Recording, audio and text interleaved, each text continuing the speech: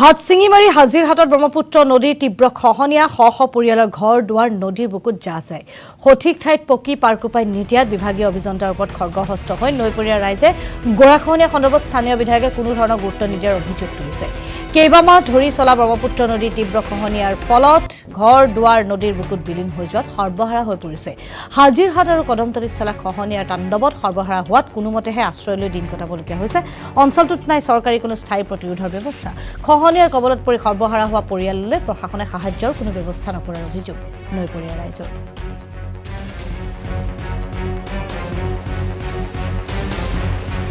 হয়, নিশ্চয় আপোনালোকে দেখা পাইছে দক্ষিণ হালমৰা মানকেশ্বৰ জিলাৰ ভিতৰতে সৰ্বাধিক গৰাখহনীয়া চলি আছে আমাৰ এই হাজিৰহাট গাঁও পঞ্চায়তৰ কেইবাখনো গাঁৱত।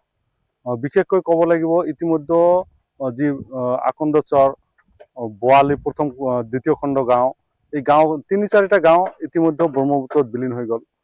প্ৰায় কেইবা হাজাৰ বিঘা কৃষিভূমি আছিল, এই ভূমিসমূহ সম্পূৰ্ণৰূপে ব্ৰহ্মপুত্ৰত বিলীন হৈ গ'ল।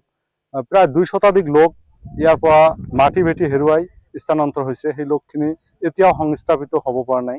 ৰাস্তাৰ কাষত